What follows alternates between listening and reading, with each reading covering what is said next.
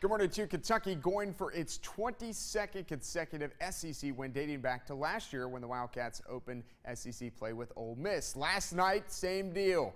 It was the SEC opener against Ole Miss. The 10th-ranked Kentucky Wildcats having to stop that guy right there, Stephon Moody. Of course, he had a big game last year in Rupp Arena. You're going to hear this name a lot, Tyler Ulis. That's where we start. Little step back J there, tie game early, and then Ulis with the assist to Marcus Lee. Cats by 2. More from the UK point guard on the break. Oh, that's nasty. Oh, Kentucky up by 5 after the free throw. Later in the first half, guess who? Tyler Ulis again. And one bucket. Cats now leading by 9. Cats started 0 for 6 from downtown, but Jamal Murray gets that first 3 on the board. Give Ulis the assist. UK lead out to 12. Murray now running the break. Feeds Lee. He had 13 points, 8 rebounds. How about another shot from behind the arc, this time from Murray? Oh my goodness, that's a splash ball. Cats led by 24 at the break. Much of the same from UK in the second half. Isaiah Briscoe, the pass to Alex Poitras. He gets in on the rim rockin' party. And then we've already seen this connection. Ulis, another dish off to Lee. You're rocking the face mask these days. One more assist from Ulis. The lob to Lee. Gets the dunk plus the foul. Ulis also had 20 points and 6 steals to go along with his 10 assists, career high. Number 10, Kentucky rolls Ole Miss 83-61. Both coaches raving about Ulis after the game. I think, for my money, I watch a lot of basketball, and I don't want to misspeak, but I think he's the best point guard in college basketball is what I think. He has the ability to run that team. It's as if he's skating. We stayed last night, and I looked out, and I saw the ice skating ring, and that's how he kind of plays. He just kind of skates through. And when he's making shots, even though he only went 1 for 6 tonight, obviously, I saw them in the Louisville game in preparation for tonight. And when he makes shots, he's very, very difficult. You just have to gap him, try to stay in front of him as best you can. And we obviously did not do a very good job of that. As good as anybody. He's a good player. He also took on a challenge, you know, because everybody's talking about their guard, and he wants, you know, and I knew he did it. I laughed after the game. I said, I know what you did. And in front of the team, he smiled. But I don't have enough other guys that want to do that. I don't have enough other guys, and I've had them in the past, like a team full of guys like that. We need more guys that look at the other guy and say, I'm going to show who's the better player here. We don't have that right now. We're just kind of playing basketball. Top 10 matchup in Cincinnati yesterday. Number 9, Butler at number 6, Xavier. First half. Miles Davis at the buzzer. Look at the flick of the wrist. 10-point lead for the Musketeers at halftime recess. Second half, Kellen Dunham from the exact same spot Davis hit at the end of the first half. Hashtag sweet spot, right? Oh, but wait. Wait a minute. Davis finds another sweet spot here in the second half. Right in your eye hole, bruh. 11 points for Davis. Xavier up 73-57. Under 4 minutes to go now in the game. Jalen Reynolds. This is a man right here. That's a man move. Powers his way into the lane. Rocks the rim. 13 points for Reynolds. Xavier improves to 8-0 at home this season. Number 19, West Virginia at Kansas State. Okay, we got a Chihuahua and some dude doing a handstand. This is at halftime. What are you doing at halftime? I'm watching a guy do a handstand with a Chihuahua. Some people have talents. This guy can do this. Whatever that is. Let's go second half. Wesley Iwundu, this is what he does. Picks off the pass, makes the pass. That guy misses, but Iwundu picks him up. Little tip in there. 6-point lead for Kansas State. Later, Daxter Miles Jr. Tie game at 61. Under 3 minutes to go now. Dean Wade. He's got talents. He can't balance a Chihuahua on his feet doing a handstand, but he can knock down Jays. All right, we're all tied at 69. Javon Carter drives, misses. Kansas State rebounds, gets it ahead to Iwundu at the buzzer for the win. Ugh. We're going to overtime. Let's play some extra basketball. In overtime, 4.6 seconds left. We're tied again, 75 all. Devin Carter for the win. Nope. Let's play extra basketball. We're going to double overtime. And in double OT, it's Devin Williams. Goggles. Game tied at 83, and then later Tariq Phillip. He got moves. 10 seconds to go in the game. In overtime number 2, Awandu with the rock.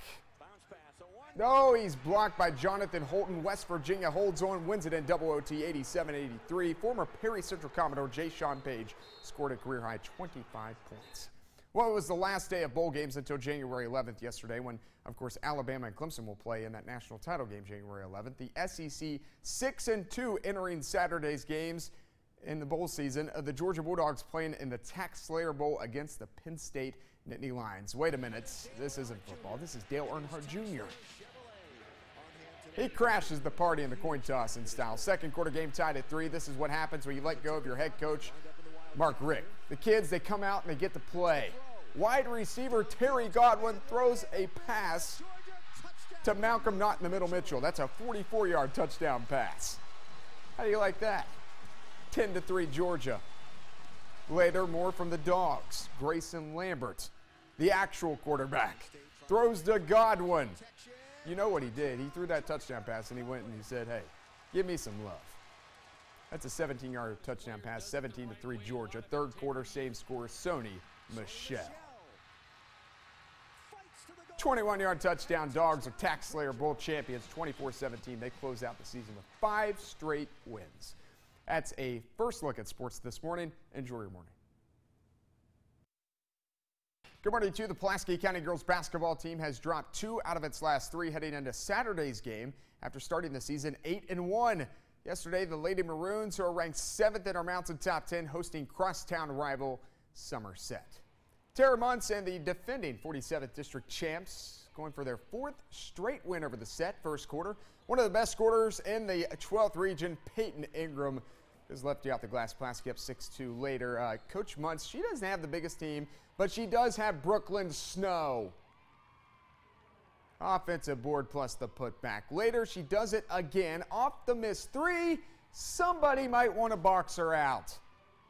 She had 15 in the game. She only had a combined total of 5 points in all 3 of Pulaski's wins over Somerset a year ago. Pulaski up 10, just 2 seniors on the entire Somerset roster. One of those, that girl right there, Topanga Brown. She had team high 16. Right before the end of the first quarter, Lexi McDonald, she has a swish ball at her farm. 20-6 Pulaski County at the end of 1 second quarter. Ingram. Later, Ingram. Game high 24 for Peyton Ingram. Lady Maroons now at 30-7. The rest of the half was the Kyra Eads layup clinic. There's one layup. How about another for number 12? Right to the hole. Check out the purple hair, too. She got a little purple going. And then, yeah, I told you, it's a layup clinic. She gets the offensive board and then goes coast to coast here. You know, the purple hair, it seems to be popular these days. Brooklyn Massillon and Harlan, she has got some of that going on. Emily Vaught later knocks down this corner pocket triple to stop the bleeding, but Pulaski County wins with no trouble. Lady Maroons get their 10th win of the season, 66-43. Head coach Jeff Davis and the South Laurel Cardinals welcoming in Knox Central for some Saturday basketball yesterday. How's our number 2 team in the mountains looking? Well, they're looking pretty good. Andrew Griffith, that's an and 1 bucket. That was kind of soft. The guy who found him. Cards had this on repeat, by the way. Caleb Taylor, the board up quickly. Griffith, the finish. He had 15 on the night. South having their way on offense. This time around the horn. Jared Grubb. Buckets. Game high 17. Cards up 12 in the first quarter. UPike top plate contender here. Check it out. Caleb Taylor. Yeah, thank you. I'll take this. I will run down the court. I will then post up, and I will score on you, Chad Marcy. He had 10 points in the game. South Laurel all over Knox Central, 77-40. Nice momentum for the second-ranked team in the Mountains as they head into Mountain Classic this week. Well, first time the University of the Cumberland's men's basketball team has played a home game in a month yesterday. Patriots have not played a game in Williamsburg since November 28th. They went 4-2 on their road trip. Head coach Donnie Butcher rocking the specs yesterday, and the Cumberland's Patriots happy to be home taking on Miami Middletown, I should say. I'm not lying when I say UC had a good shooting day. Taylor Gover starts us out. That's a swish ball. Pat's up 16. That was 3 of his 10. This guy had a decent night as well on the floor. Kashif English finished perfect, 4 for 4 from the field, including 3 3-pointers. Patriots win 123-70 over Miami Middletown. They tie the school record for 3 balls in a single game with 19.